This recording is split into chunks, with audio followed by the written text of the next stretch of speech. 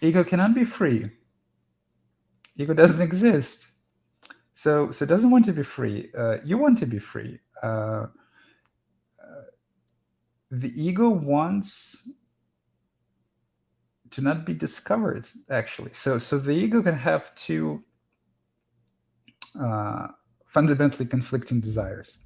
The ego is literally crazy. I mean, that's why people commit suicide. So the ego has two fundamentally conflicting desires, and the first one is it wants to die,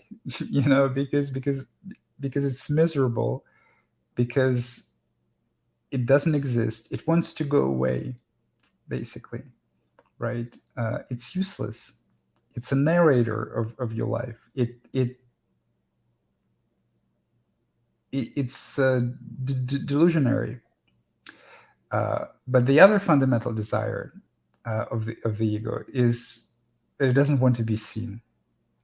So it wants to go away, but so that you don't see it, because being seen is painful.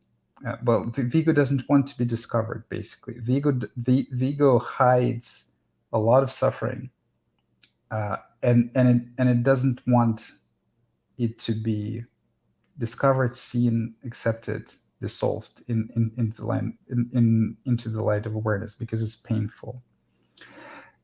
So that's a fundamental dilemma. That's a fundamental conflict, right? That's why the process is push and pull. That's why sometimes people meditate and then you're like, I don't want to meditate anymore. That's why people have suicidal ideation. So on one hand, it doesn't want to go away. On the other hand, it wants to go away without experiencing all of the suffering, which is impossible, right? So suicide is one of the craziest things that you can do, because basically you want to control your experience so much that you don't want any pain, or like the pain feels unbearable, you want to control it.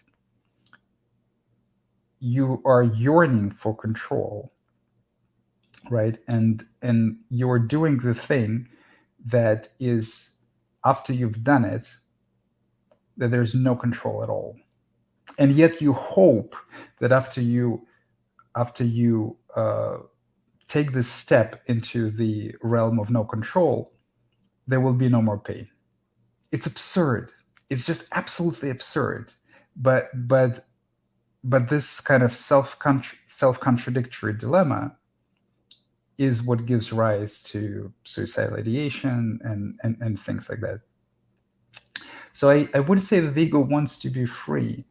Uh, I would say that the ego wants to surrender. The ego wants to go away.